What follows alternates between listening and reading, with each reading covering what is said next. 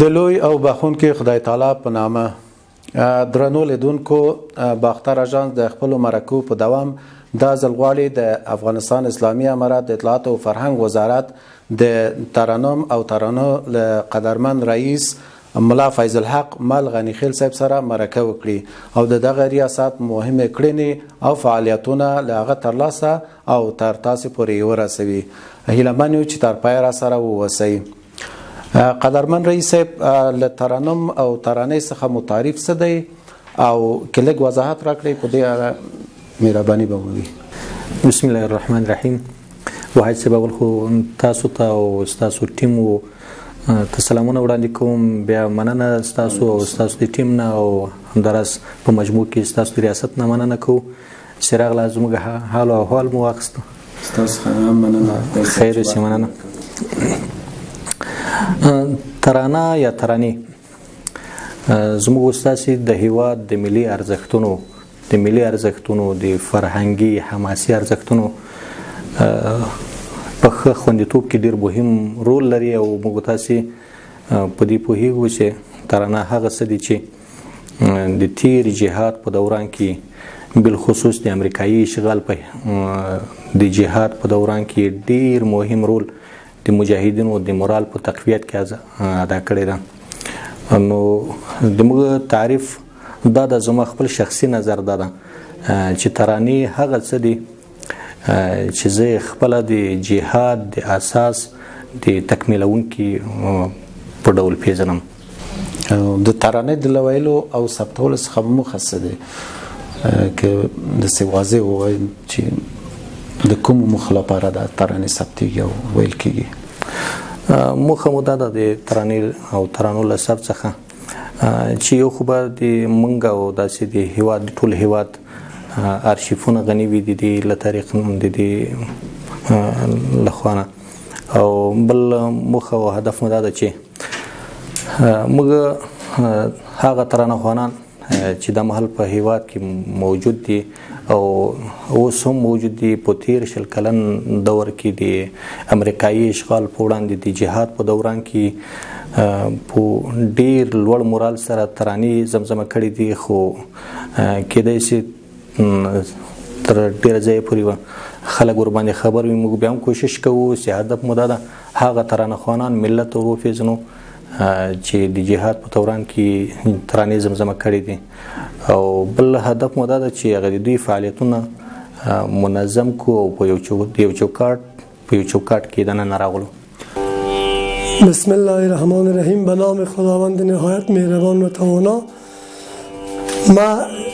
اسم ما حاجی احمد فرید تابش، یکی از نعتخوانای کوچک کشور خود می باشم و وظیفه که من در ریاست ترنم و ترانه دارم. فعلا شما میبینین که ما در حال آموزش هستیم که یک بخش مهم ریاست ما آموزش ترانه و ترنم است. ما در این ریاست مصروف دو بخش هستیم، یکی ترانه های میهنی و وطنی که داریم، یک گروه از استاد داره تدریس میکنه، و بخش ترنمش ما خودم همینجا هفته 3 روز علاقمندایی که در کشور ما هستن، نعتخوانای ما، دکلماتورای ما، حافظین قرآن عظیمشان که ضرورت از این دارن که صداهایشان رسا شود، اینجا ما به شکل علمی اینا را رایگان تدریس میکنیم و چون کار ما نو است در اینجا ما نو شروع کردیم، یک مدت بسیار کوتاه میشه دیگه. ما تقاضای ما همی از نعتخوانای ما، از ترنمخوانای ما همی است که اگر در این ریاست تشریف بیارن به شکل علمی بیاموزن. چرا؟ در کار شعر و آواز علمش ضرور خوب است، علمی اگر نباشد چندان ثمر ندارد. ما اکثر کسا را میبینیم که خودسرانه روان هستند اما او تکتیکا و تکنیکای صدا را نمیفهمند. دیگه ما اینجا فعلا شروع کردیم، امیدوار هستیم که شاگردای ما زیاد شود و صنفای ما زیاد شود. استادای ما شکر موجود هستند در ریاست، تعدادشان زیاد است اما شاگرد کم داریم. دیگه مشکلات ما اضافه تر امی است که ما از طرف کابل داره در اینجا آمدیم در آرشیف ملی آدرس ما این مشکلات ما اینمی است که فرش نداریم، مثال چوکی نداریم، زمستان زیاد سرد است، اسباب گرم کن نداریم، قدر شاگردا علاقه نمیگیرن. از مقامات مسئولین ما خواهشمندیم که در قسمت می آموزش ریاست ترنم یک توجه خاص کنن ان شاء الله. د ترنم او ترنم ریاست مهم دندې او فعالیتونه کوم دي؟ مهم دندې د ریاست د دې چې یو خو د هیواد په کچه ټول ترنخوانان موږ غواړو چې ثبت او راجستر کړو، د دې فعالیتونه منظم کړو او د تر یو په یو چوکاټ کې دننه د دې فعالیتونه راولو او بل دا د چې د دې اشعار او کمپوزونه هغه موږ ارزیابي کړو ترڅو د داسې شیانو د نشر مخه ونیول شي چې هغه مناسب نه وي.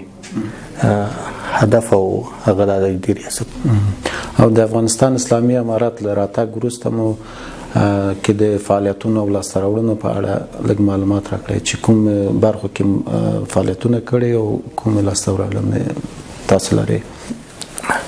مهم لاسته راوړنه د دې ریاست یوه دا ده چې تیر کال د اسد په میاشت کې فکر کوم د اسد په میاشت کې د اطلاعات فرهنګ وزارت په چوکاټ کې دننه د جوایز فرهنګي او هنري په نوم یو برنامه جوړه شوه. موږ تقریبا د 120 ترانه‌خوانانو ترانې راجمع کړي او بیا مو په هغه کانکور کې موږ برخه واخیسته. د دې ترانې مو هغه کې شریک کړي چې خوشبختانه د هغوی جملې څخه 12 کسان ترانه‌خوانان برنده هم سول او نقدي جایزې هم وګټلې. او بله لاسته راوړنه چې موږ یادولی سو هغه دا ده چې د موږ په هغه برنامه کې د کانکور جوایزې فرهنګي په نوم باندې چې کوم برنامه دایره سوې وه هغه کې موږ پیشنهاد وکړ وزارت ته چې د هیواد وتلی او مشهور ترنخوان ملا فقیر محمد درویش ته موږ د ترنم د ځلان دستوري د لقب پیشنهاد وکړ، زمینه سازي مو وکړه، تر مراحل موږ ریاست وکړو چې بیا هغوی ته دغه لقب په برنامه کې ورکړل سو او تقدیرنامه ورکړل سو. او رئیس صاحب داسې ارقام تاسو لرئ چې په دغه په همدې موده کې تقریبا 1.5 کال کې څومره ترانې ثبت کړي دي؟ داسې ارقام شته تاسو سره؟ ارقام ما سره مشخص نشته خو زه ویلی شم چې تقریبا موږ د میاشتې له 12 تر 15 ترانو پورې موږ د میاشتې موږ ثبت او رجستر کوو. دلته ترانه‌خوانان راځي د موږ سره ثبت کوي، ترانې ثبتوي. دا څه رقم ترانې دي؟ مثلا هیوادنۍ ترانې، حماسي ترانې دي؟ دې کې ملي ترانې شته، حماسي ترانې شته، ډول ډول ترانې دي خو ډېرې ملي ترانې وي. صفات ذات است لا اله الا الله، دست نفس و شیطان را از تو میکند کوتاه، دست نفس و شیطان را از تو میکند کوتاه، حاصل مناجات است لا اله الا الله، حاصل مناجات است لا اله الا الله، ذکر نفع و اثبات است لا اله الا الله، از صفات آزاد است لا اله الا الله. ای دریز فیض او حاجتت روا گردد، ای دریز فیض حاجتت روا گردد، چون کلید حاجات است لا اله الا الله، چون کلید حاجات است لا اله الا الله، ذکر نفع و اثبات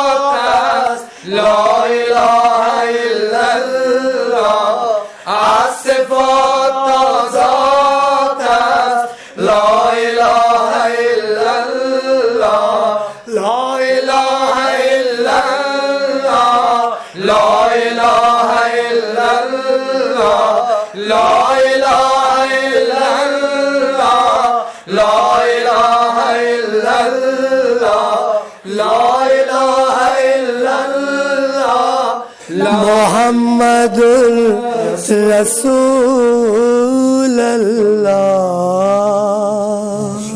تاسو د دغه ریاست د تقویت لپاره کوم پلانونه او پروګرامونه ترلاسه نه لري چې مثلا دغه د ترنم او ترانو ریاست نورم تقویت سي؟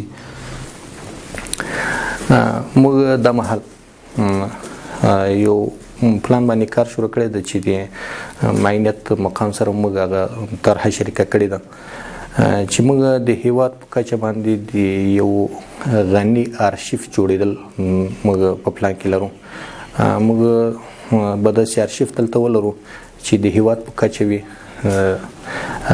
په دې آرشیف کې به موږ تقریبا د 28 کلونو را په دې خونه چې څه ترانې زمزمه شوي دي، ترنم شوي دي، د ټولو ترانه خوانانو هغه موږ دلته په دې آرشیف کې ولرو او د دې آرشیف له طریق نه به بیا د هیواد رادیوګانې تلویزیونونه به د دې ځای نه بیا ترانې اخلي او به کار ورڅخه اخلي. موږ په داسې آرشیف کار شروع کړی ده او موږ د روان تشکیل لپاره په پلان کې لرو چې د مراقبت او نظارت نوم لاندې یو عمومي مدیریت موږ ایجاد کړو چې هغه بیا د هغه نهادونه چې هغه ثبتونه کوي، ترانې ثبتوي او ریکارډوي، د هغوی نظارت او مراقبت به کوي تر څو د داسې اشعارو او ترانو مخه ونیول شي چې هغه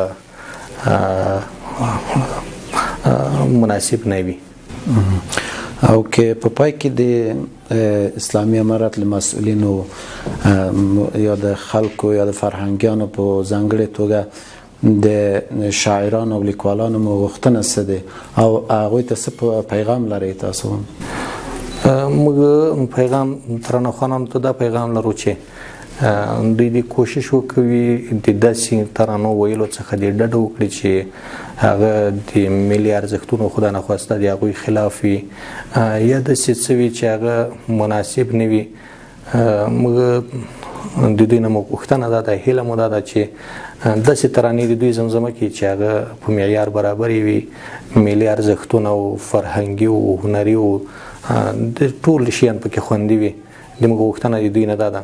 د لیکوالانو او شاعرانو نه مو دا ده، شاعرانو بالخصوص د شاعرانو نه مو غوښتنه دا ده چې ترانه خوانانو ته داسې ترانې ونه لیکي چې هغه د موږ تاسې له ملي ارزښتونو سره په خلاف کې وي، د اسلامي ارزښتونو سره په خلاف کې وي. او د مشرانو نه مو هیله دا ده چې د ریاست ته خاص توجه وکړي. د ریاست ګرچې کارونه یې نوي دي، ابتدایي دي، خو ډېرې اړتیاوې لري. نو د دې نه مو غوښتنه دا ده چې د دې ریاست په هغه اړتیاوو کې په پوره کولو کې راسره همکار واوسیږي او یو خاص توجه ورته وکړي. شاه مدینه سردار عالم، شاه مدینه سردار عالم، اللهم صل الله یا رسول الله، اللهم صل الله یا حبیب الله.